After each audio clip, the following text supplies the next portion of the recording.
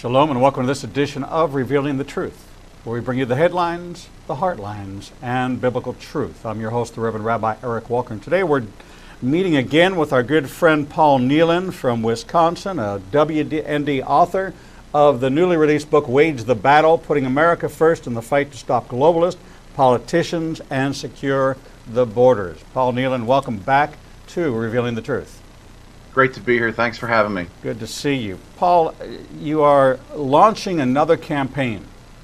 You took the message from the 2016 elections and, like all of us, had a hope and a desire that your district in Wisconsin, headed by our Speaker of the House, Paul Ryan, would live up to the promise that was made to repeal and replace Obamacare, to make sure that TPP, which you were such an advocate against and got them to revise their position. I believe that you were the David that slew Goliath in this matter.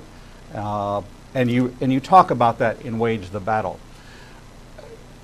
Our hopes were dashed when this Obamacare repeal and replace was completely a shell game of put me into office. I actually looked at Ezekiel 28, and God says, by the abundance of your traffic, I have this against you. The abundance of the traffic was Satan going to all of the angels and whispering in the air, if you raise me up to ascend above God, I will do this for you, and I will ascend to the throne of heaven. I will do all these things. And it just reminded me of the 2016 elections, where we sent people to Congress from Alabama, and they've been faithful to vote the way we want them to vote. But I've watched all over the country, and especially the midsection of America.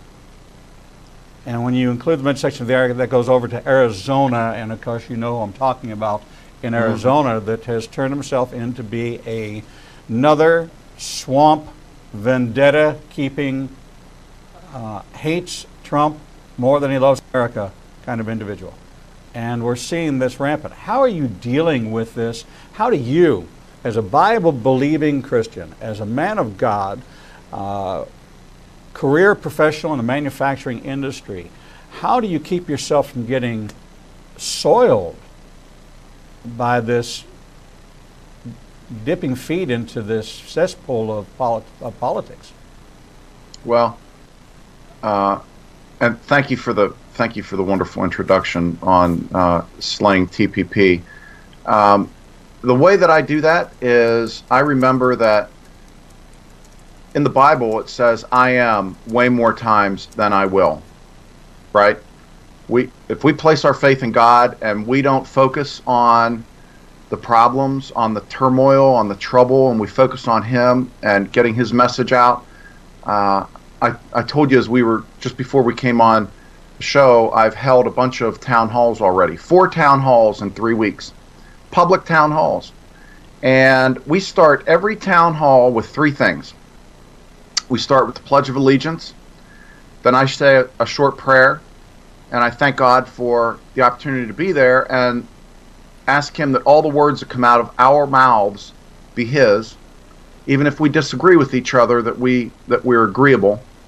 And thirdly, I ask everybody to look around the room and tell me if they were handed any 3x5 cards with questions or encouragement on how that meeting should go, or if they were brought into the room and given the opportunity to ask any question they want. And it's really refreshing to see people look around the room and realize, hey, this guy's not really a politician. Although I am now, I'm running for this seat. I intend to win this seat. We stopped Trans-Pacific Partnership, you're right. We stopped the border adjustment tax. Yes. Paul Ryan was trying to put that border adjustment tax in the tax overhaul that they're working on now. It's a terrible, terrible, terrible plan. And I had been making videos and writing op-eds and writing articles. Anybody I could talk to anywhere who I thought had influence on this, people on the Hill, I would tell them how in my role as running large U.S. corporations, I could absolutely put small and mid-sized manufacturers out of business with what Speaker Ryan and Kevin Brady and the rest had cooked up, because it's terrible. They put that together for crony capitalism. And, I'll go back to your comment, the I will. Paul Ryan raised $20 million. How did he do that? He goes to these donors and he tells them, I will do this on your behalf. I will do that on your behalf. He goes to healthcare companies. He goes to pharmaceutical companies. He goes to manufacturing companies who wanted Trans-Pacific Partnership, or at least thought they did. New Balance is a great example. Great American shoe company. One of the last American shoe companies of any magnitude in this country. They were sold a bill of goods on Trans-Pacific Partnership very early on. And we're told, if you guys support this, you'll get all kinds of great things. So they came out and they made some comments and said, hey, this is going to be a good deal. We should do this. And then they looked to the government, and the government, crickets. They didn't get anything that they were promised. And they started reading that this was a bad trade deal. And to New Balance's credit, they came out and said, this is a terrible trade deal. We were buffaloed. We had no idea how bad this was. And to their credit, they stood up and said, this has got to stop. And that's what we all have to do. That's how I handle it every day. Some days I wake up and I think, man, I don't want to go battle Paul Ryan today. I don't. This is hard work. The media is against me. The media is constantly attacking me, personally and professionally. But I don't let them get to me. They get to me sometimes, and I pray about it, and I get over it. I've got a circle of friends who I can go to who, jazz me back up and say, are you crazy? You listening to these people? Why would you listen to them?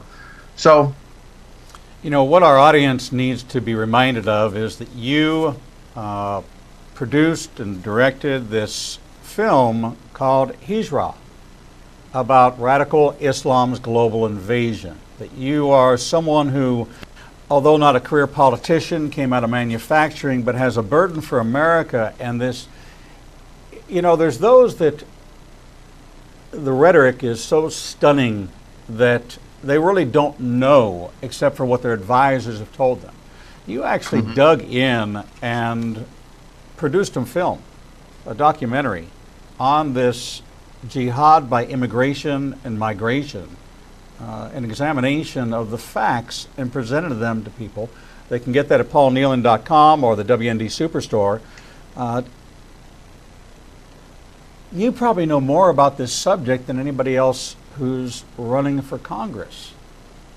I would think that expertise would give you a tremendous amount of credibility in being able to present the message of what's going on with our borders. And we continue to look at coyotes, and we continue to look at drug smuggling, and that certainly is a component part of it. But if I want to come into America as a jihadist, I'd come via the southern border of Mexico. That's how I'd come in. I wouldn't come in through Ellis Island or through New York or wherever my grandparents came into this country. My grandparents came in through Ellis Island.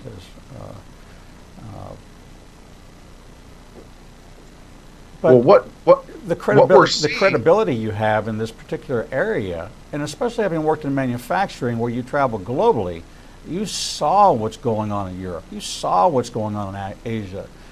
You saw what's going on in Africa as far as the changing landscape of this agenda. And it's not for the economic gain of the people. These aren't trade people. These aren't business people. They're peddling an ideology of subjugation that's tantamount to peddling an ideology of slavery. Yeah, I just read an article this morning on how slavery's up 1,000% in Europe right now.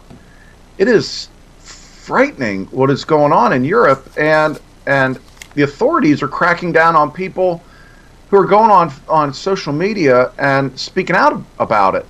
A farmer in Germany had 2 of his sheep stolen, and he wrote about the migrants. They were able to prove that it was a couple of migrants who stole his sheep, and he essentially called these migrants filthy, and he was fined 1,350 euros, about $1,500, for suggesting that people who stole his property were filthy. And you're right. I learned a lot about jihad and the hijra and all of that. And I'm personal friends with Rich Higgins, who was just fired by McMaster. And I've been a vocal critic of H.R. McMaster and his process of taking out Trump supporters and essentially crusaders against the jihad. Let's call it what it is. Absolutely. And, you know, I fear one thing, my God. Only one thing. And we are told we are his hands and feet. We are told we have a responsibility to go out and do his work. We have a responsibility to look out for our countrymen. The realm of government is separate from the realm of God. It's anointed, absolutely. We read that the only thing that's capable of going up against a bad country is a good country, right? And even though government is considered the whore of Babylon, it is also instructed that we are to render to Caesar what Caesar's. And in the case of right now, we see President Trump in North Korea. President Trump is, I believe, doing the right thing with Korea. He is standing tall. He is acting as a commander-in-chief. He is saying, look, we will not back down to you. We will absolutely annihilate you if that's what it takes to stop you from murdering people in California or Guam or South Korea or any other place. We're going to protect the good people from this group of horrible communists. And you know, I'm sure that there are people in North Korea who don't want to see their government succeed with what they're trying to do. They're in a terrible situation. They're essentially in blackout. All they know is what their government tells them, unless they get smuggled information in. You know, I pray for them to overthrow their government. I pray for them, for their military leaders to say, we don't want to be annihilated by the United States or any other country. We've got a crackpot dictator right now. We're going to get rid of him, and we're going to assimilate to the rest of the world. I'm happy for North Korea to have their nationalist tendencies and their own culture and their own heroes and their own holidays, just like the United States. I want to defend our holidays, our heroes, all of our traditions, our what makes America America. I don't believe this diversity makes us stronger, and we're going to bring people from other nations here for the express purpose of watering down and eliminating our culture here in the United States, because that is not what I believe the United States is here for. I don't. There are 5.5 billion, with a B, 5.5 billion people that make less than the average Mexican worker in Mexico. So the answer can't be, we're going to bring them all here, and they are going to thrive in the United States. They have to thrive where they were born, and we can help them to do that, as in the case of Mexico. Second most dangerous place on the planet next to Syria right now. I thought next to Chicago. Oh, next to Chicago too. That's right. You know, and I was just in Chicago 2 days ago. Went to see something down there. I'll tell you, I don't like going into Illinois, the Venezuela of the Midwest, because I conceal carry. I want to be able to protect myself. I want to be able to protect those around me. But in Chicago, you can't do that. It's very difficult to get your concealed carry permit. But you know, I took a chance. It was a special occasion, and I went down there, and you know, God's hand of protection was over us. But it's very dangerous for a lot of people in Chicago. it's very dangerous for a lot of people in places where they can't protect themselves, and the good guys are treated like bad guys. Paul, in your book, you title Wage the Battle, and this is actually a battle plan. This is actually your battle strategy. You went into this truly politically armed and dangerous. Not physically armed and dangerous, but politically armed and dangerous. And you did something that people have been afraid to do for years, and that's take on the Newt Gingriches, take on the Mitch McConnells, take on the Paul Ryans, take on this legacy of the House Majority Leader and the Speaker of the House as if they were in a position of immunity, that they didn't have to pay attention to the district because everybody understood they were running the government and the district voice. But yet, the charter of Congress is for you to be the voice of the first district in Washington, the needs of the people. You are tantamount to the Isaiah, the Ezekiel, the Jeremiah, the Micah of the first district. You are the messenger of the first district, and your position is not based on your personal opinion. Your position is to be the voice of the first district in Congress, that if it doesn't benefit the first district population, your position is regardless of the party line, that you're going to protect, defend, and represent the first district of the state of Wisconsin. Is this not the charter of Congress? Absolutely. You know, that seat doesn't belong to Paul Ryan. That seat belongs to the people of Wisconsin's first district. And that's my intention, is to return it to them. Because as I go out and I speak to people and listen to their concerns here in the first district at our town halls, I'll be volunteering tonight down in Williams Bay, tonight and tomorrow at the Corn and Brat Fest, big shindig that we have here right down the street from my house, and I talk to residents, and they can ask me anything. There's nothing that I'm not going to work on their behalf. You know, we just got notification that there's a big employer coming to our district, Foxconn, and Speaker Ryan's trying to take credit for that, and I give 95% of the credit. I would argue that President Trump got that ball down to the 5-yard line, getting Foxconn to come to the United States. And Governor Scott Walker got it the last 5 yards. He got it into our state. But Speaker Ryan really didn't have anything to do. He's claiming that he told Foxconn about what federal job training benefits they could get. And, you know, they knew all of that. This isn't something that you negotiate over a weekend, you know. They knew everything that they were going to get, and President Trump's administration is doing a wonderful job bringing jobs back.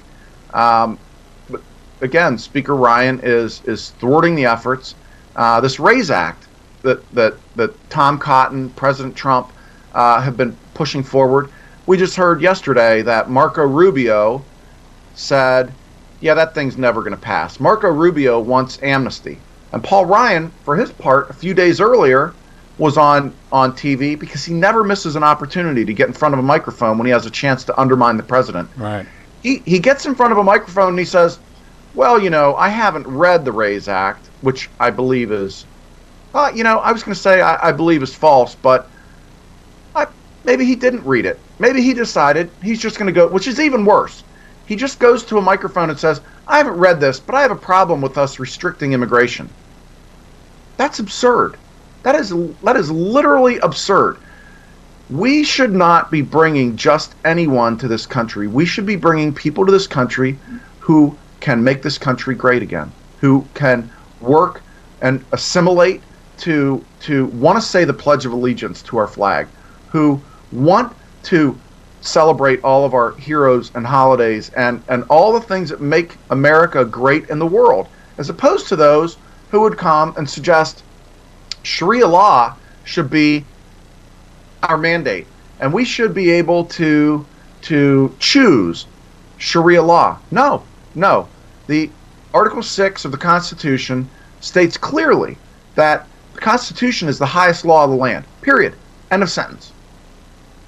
They leaned on the Lord when they put that document together, And and Sharia law has no place in this country. There should be no one in this country suggesting that Sharia law should have a place in this country. Should have no place in this country. Speaker Ryan fully funds refugee resettlement racket, as I bring up in that film that you spoke of earlier. I did a lot of research on that. Brian Babin's got a great bill out there. Brian Babin out of Texas. It's the Refugee Resettlement National Accountability Act, and it puts all refugee resettlement funding through to the General Accounting Office till the General Accounting Office says we can vet these people who are coming into the United States. We don't spend another nickel. Speaker Ryan will not bring that for a vote. He also won't bring the Muslim Brotherhood Terrorist Designation Act. Representative Diaz's bill. We will not bring it for a vote. Two great bills, national reciprocity. He won't bring that bill for a vote. Basically, this last session of Congress produced virtually nothing. It is the least legislative period of time that I can recall in modern history, and nothing of substance came out of Washington. This was a waste of 7 months of taxpayer dollars. We're funding these investigations into alleged activity. You've got Mueller, who is just a Comeyite. That's right. And Comey is a Muellerite, and they're brokering side deals, the Department of Justice with Hillary Clinton to give her plea bargains and plea deals, already discussing these kind of things. This is appalling to me. And we talked about draining the swamp. We talked about stopping globalist politicians. We talked about securing the border. We talked about putting America first. And this is what got Donald Trump elected president. This was your campaign in the first campaign against Paul Ryan for his seat in the 1st District. And what you've done with the book is you've kind of mapped out the battle plan, the strategy that you used, and the impact of that strategy to take on the swamp. And I thought it was a brilliant idea. I'm surprised that this administration has not yet put together a plan to review every appointee. I know that they have this infrastructure proposal in to reduce the size of government, and that should be, as the president says, a slam dunk. That should be the easiest possible piece of legislation to get passed. But they went to a partial recess without it being heard. Now when they come back, how many weeks do they have to keep the government funded, to keep the government open? This is just a ridiculous waste of taxpayers' dollars, and I think it's prime time that we did wage the battle, that we took America back for the people. This is a revolution of Boston Tea Party proportion, that now it's, the king is here, and his court is here. It happens to be quite a few court jesters on that team. We're talking with Paul Ryan, candidate for Congress for the 1st District of Wisconsin, taking on Speaker of the House, Paul Ryan. He's written a book called Wage the Battle, Putting America First in the Fight to Stop Globalist Politicians and Secure the Borders, from our good friends at WND and WND Books. We're going to take a short break, and when we come back, we're going to dig into this book and talk about the strategy, talk about the impact of this border war, this trade war, the war on sovereignty, and Obamacare. What's going on, and what is our responsibility as a citizen? What should we be doing? What is the call to action for each one of us? We'll take a short break, and we'll be right back. Shalom. I'm the Reverend Rabbi Eric Walker, Executive Director of Igniting a Nation and host of the daily TV program Revealing the Truth, seen live every Monday through Friday from 9 a.m. to 1 p.m. Central Standard Time at www.ianbn.com and then replayed throughout the day and night via our website. All of our segments can be seen on the Igniting a Nation YouTube channel. Since our launch in January of this year, we've expanded our global reach to over 54 countries with a social media following of over 125,000. Our commitment is to bring you the most in-depth interviews with authors, subject matter experts, and thought leaders from around the world. We have interviewed guests from Israel, Brazil, England, India, and all across North America. All of our authors are featured on the Books and Media page on our website, www.ianbn.com.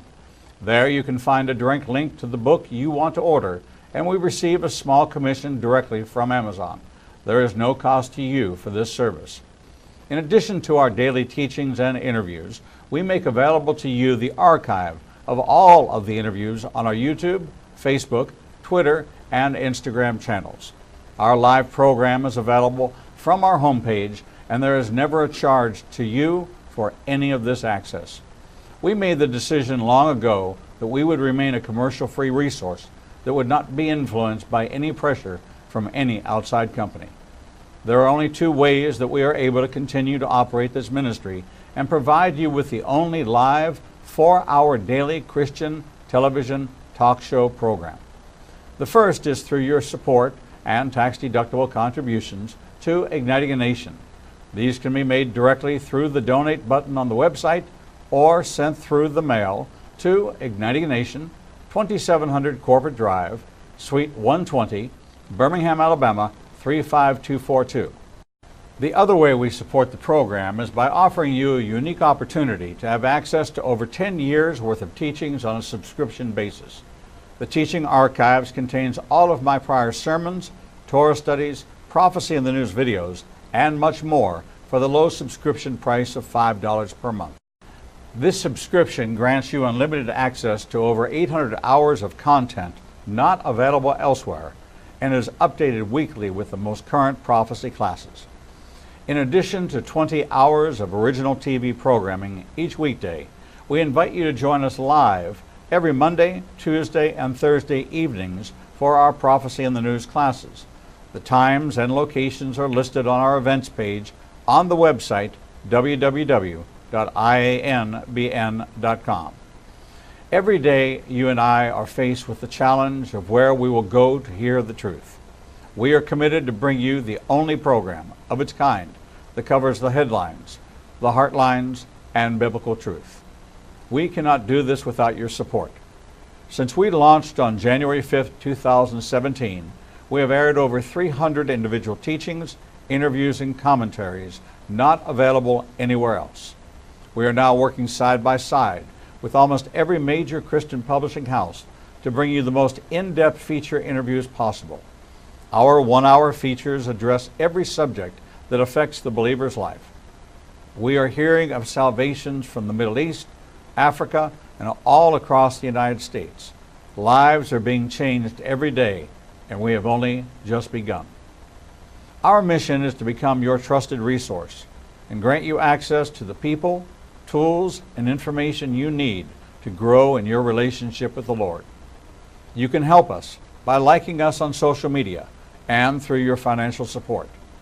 We know you have many choices in who you support, but we are prayerfully asking you to consider helping us keep revealing the truth, true to our calling, to cover the headlines, the heartlines, and biblical truth like no other program available.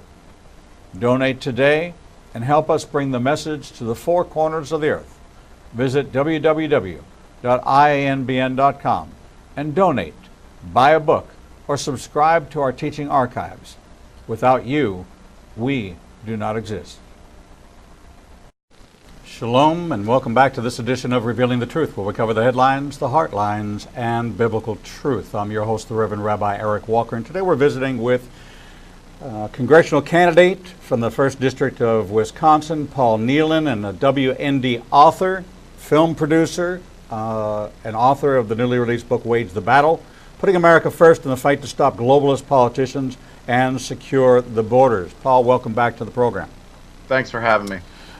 Paul, you broke onto the scene of Wisconsin politics, came out of a career in Fortune 500, Fortune 1000 manufacturing companies,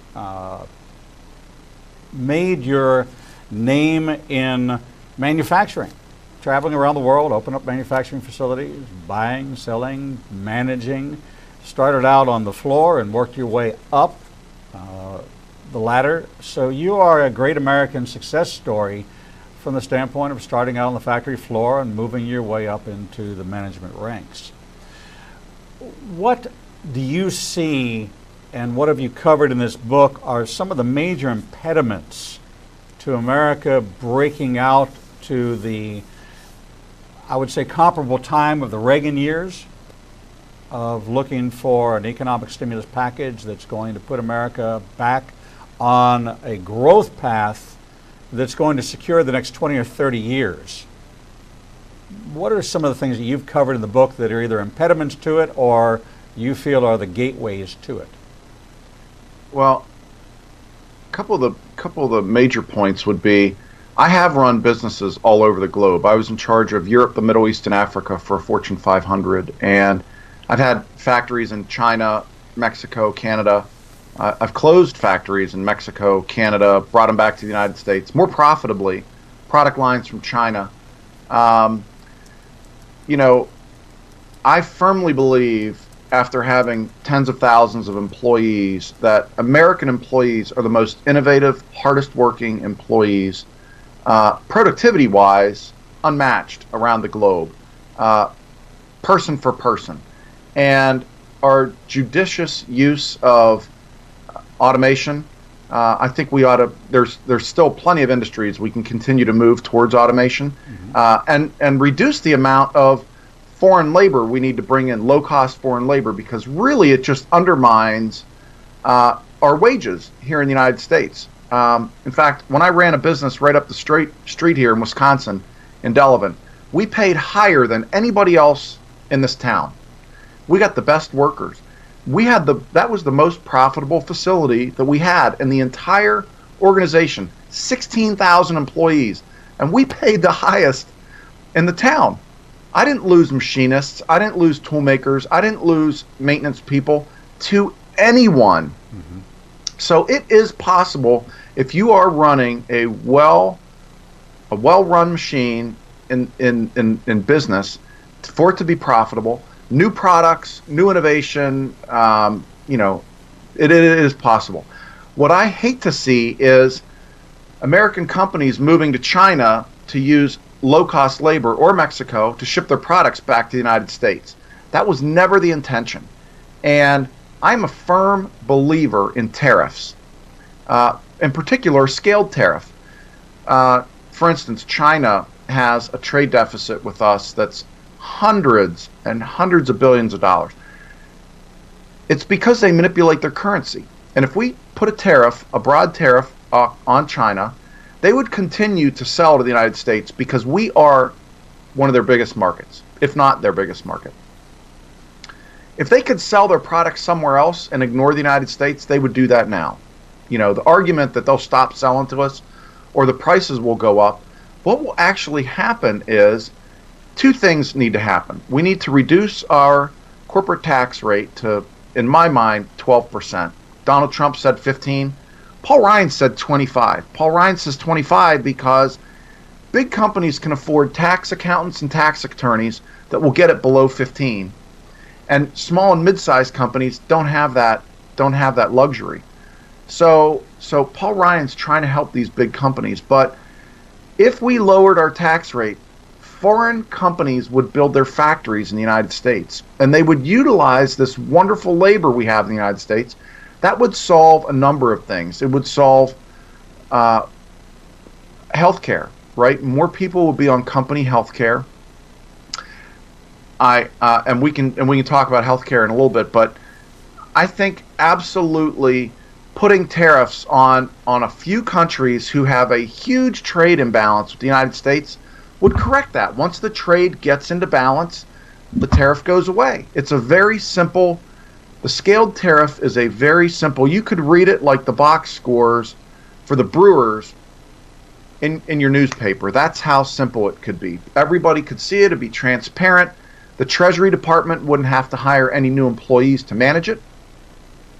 We would immediately have billions and billions of dollars flowing into the U.S. Treasury if Donald Trump flipped the switch tomorrow on a few tariffs.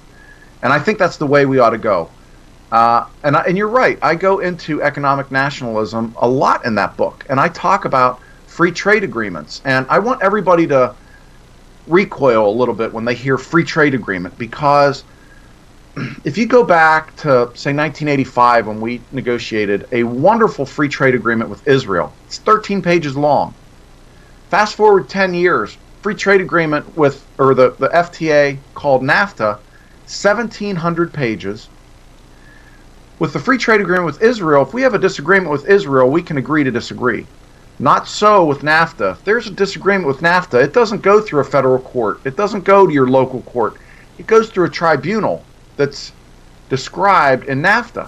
Fast forward another 20 years, another 2 decades, Trans-Pacific Partnership, 5,500 pages. There is nothing free about trade described in 5,500 pages.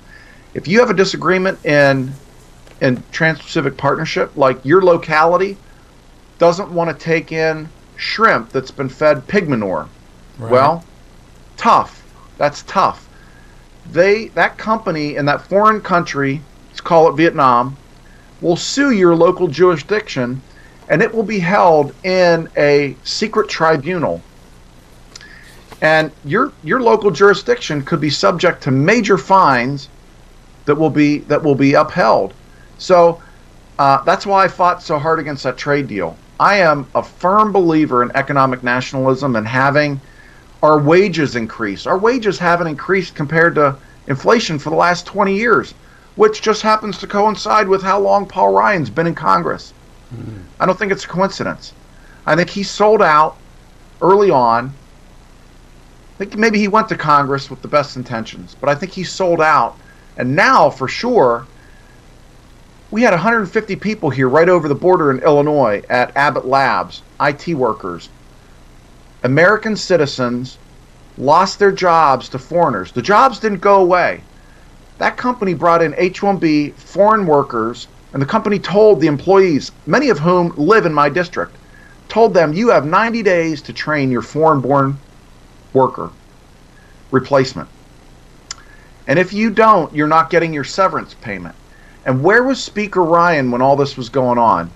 He wasn't down there with me and Michelle Malkin and Sarah Blackwell and John Maiano rallying for these workers. He was in Washington saying, we're not even going to discuss visa reductions. And that's what he basically said with this RAISE Act, with Tom Cotton's RAISE Act. He said, this doesn't really make sense. We've got boomers who are retiring. Yeah, we've got stem cell graduates slinging coffee at the Starbucks because there's H-1B workers in our corporations right now. It's just ridiculous where he stands on these things.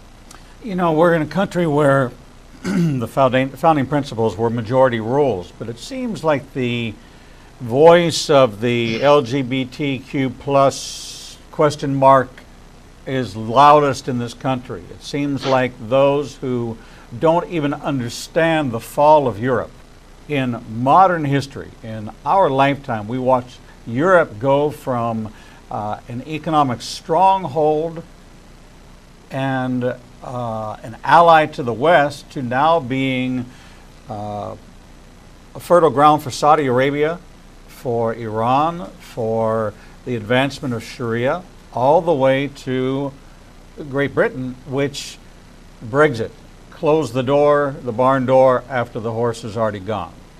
It's too late. Britain, sorry. You participated in open borders. If you superimpose the EU over the United States, it's almost identical. And if you look at the travel of where borders should be, if we allow people to come into our borders, we have unfettered travel within the continental United States. You can travel from one state to the next state. You don't go through a checkpoint. There are no borders. There's no impediment to you entering on the southern border of Arizona or Texas and making your way to any city in North America. And if you go to a sanctuary city, they'll ask you, where do you want transportation to? And they'll send you to the next sanctuary city. So you land in San Francisco, you get arrested. They say, where do you want to go? I want to go to Portland. Okay, we'll send you to Portland. We want to go from Portland to Chicago. We'll send you to Chicago. I'll go to Chicago to Boston, or Baltimore. We'll send you there. And we just perpetuate this. You covered the Kate Steinle situation. This is appalling that we cannot get legislation. We cannot get these career professionals that are manipulating the system in America. They know it better than the average American. They know exactly how to get free transportation. They want to go home and see their family, they go get deported. Then they come back in and they start all over again. They get a free vacation, they get a free trip home to go stock up on money or to bring whatever it is they need to bring, or make travel arrangements courtesy of the United States government and the taxpayer, and nobody is tracking those expenditures. Nobody is whistleblowing on this corrupt system. And you are definitely swimming against the current here, Paul, because Washington is swallowing this diabolical plan to corrupt America of her independence and subjugate America to Sharia, subjugate America to Sodom and Gomorrah, subjugate America to the days of Noah. This is a biblical proportion, and people are just walking around like lemmings. What do we do about it? Yeah, it really Paul? is. It really is. And, I would encourage your listeners to go to electnehlen.com, elect, Nehlen.com. If you want to stop the inertia of people like Paul Ryan, you have one way to do that. It's to help candidates who are running against these terrible establishment sellouts. And once you get past policy, there are two things that will win elections. Two things only: money and manpower. That's it. If you have enough money and enough manpower, you can win, because if your policy's right, all you're then trying to do is get that message out. So you need money and manpower to get that message out. Now, I'm putting in the manpower myself by every week going out and doing public town halls here in Wisconsin. There will be nobody who didn't have the opportunity to hear me come out and see me. I'm posting these things on Facebook Live. I'm getting thousands of views of these town halls. A lot of them are in the district. So I know I'm reaching people. I know that I'm reaching people. And, as more people come out, as these events get bigger and bigger, it's going to be a movement. It's a grassroots movement. We need to fund it, right? Nothing in this life comes for free.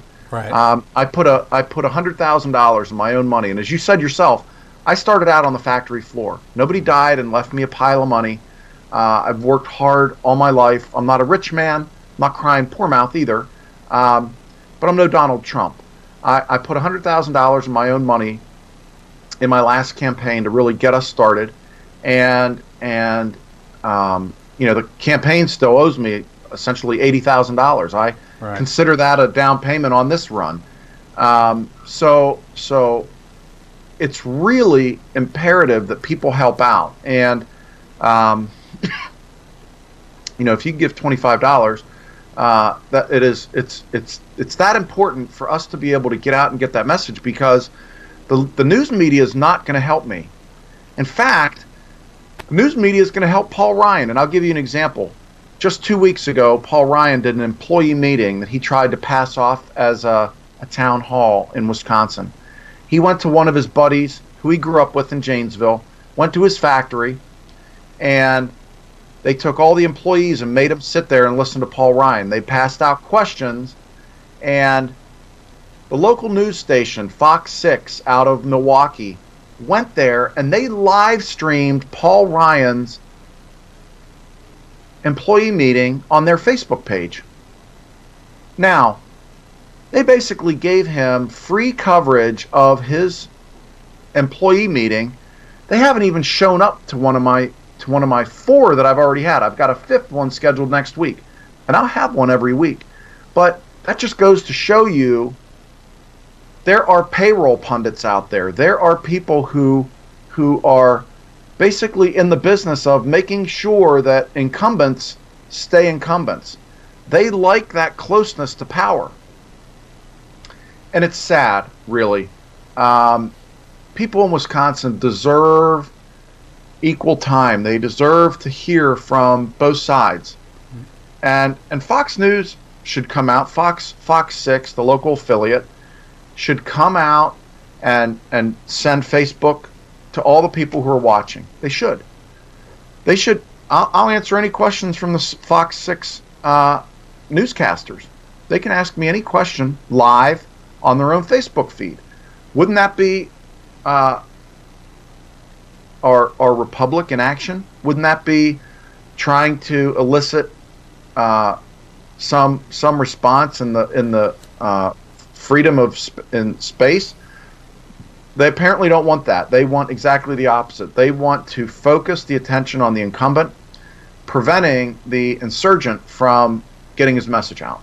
Well, Paul, you tackled that a year ago when you took on as the giant slayer, as the David in this biblical proportion story of coming out of obscurity into this path of making the Wisconsin voter and the nation aware of some of these programs that were not beneficial. So you became the sandpaper of the campaign that wound up grating on Paul Ryan and the establishment.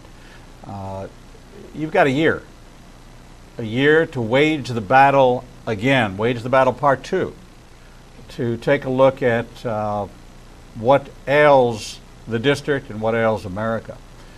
I did an expose a couple days ago on another WND author who wrote a book on the crimes of the educators, the dumbing down of America and the literacy rates. And as we examine literacy rates in America, we realize that while people are duking it out over raising minimum wage, that the minimum wage worker, on par with the average welfare recipient or the average incarcerated person, reads at about a level 1 level as opposed to level 5 literacy level. That 14% of our high school students graduating are functionally illiterate, that our adult population, especially in the inner city, is functionally illiterate, that there's a correlation of 75% of youth offenders in the juvenile system are functionally illiterate.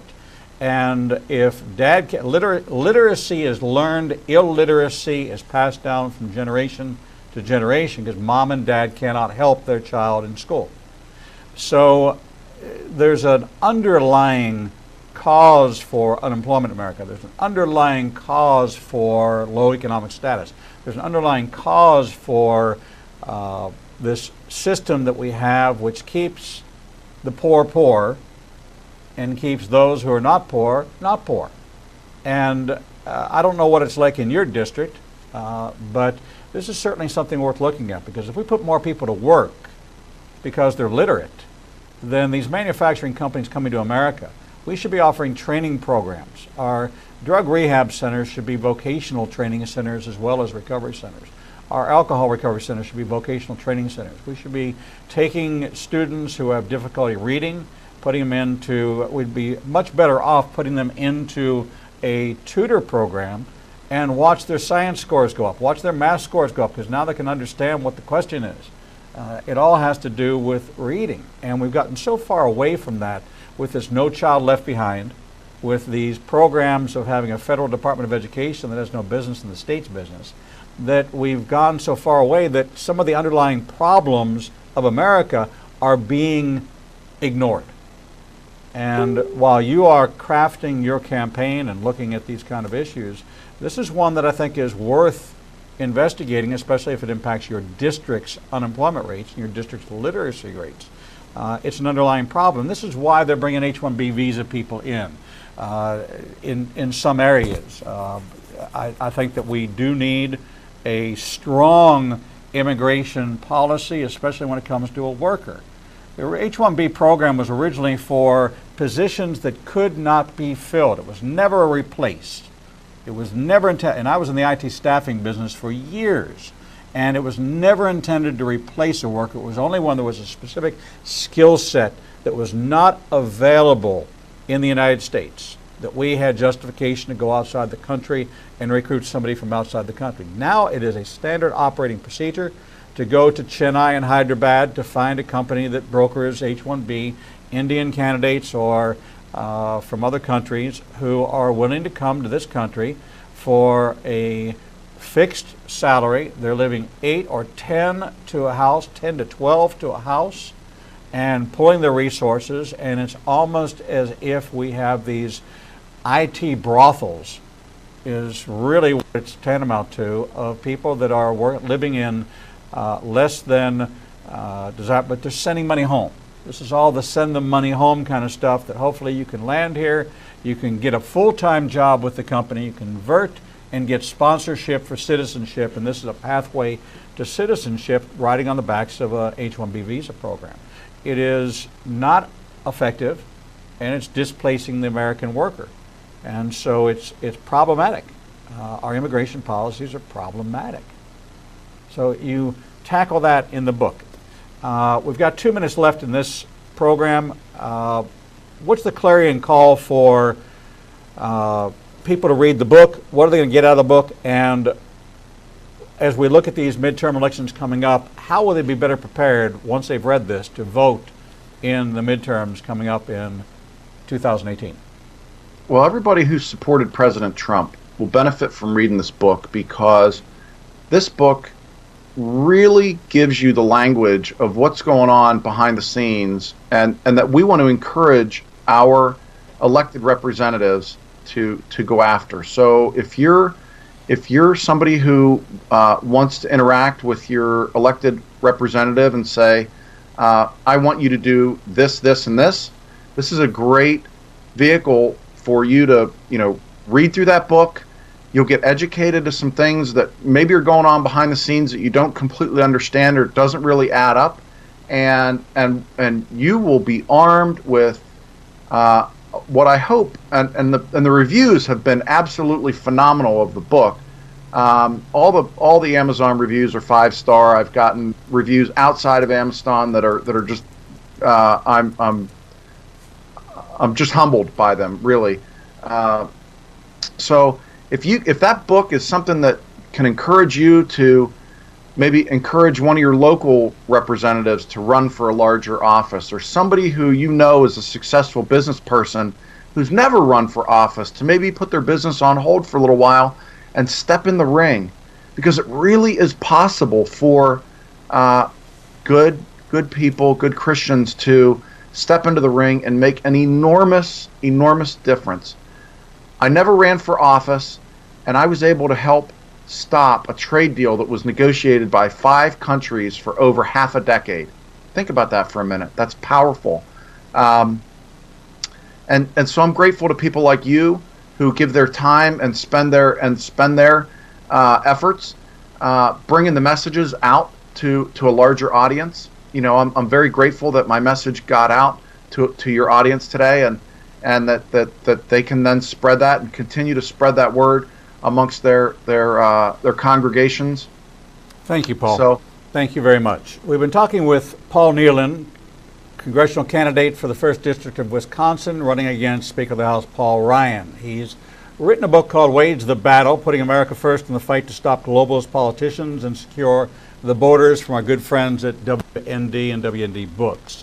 I encourage you to visit the WND Superstore. When you check out, put the code in the checkout box where it asks for code, and put in the initials IAN for Igniting a Nation. We'll get a little bit of benefit from that, and you'll get a lot of benefit from reading this book. Paul Nehlen, thank you so much for joining us again here on Revealing the Truth. We covered the movie Hijra, and you can go to the WND Superstore. I think there's a bundle available of Wage the Battle and the movie, the documentary. I strongly recommend them both. Paul, we wish you great success. Please be in touch and keep us posted as to how things are going.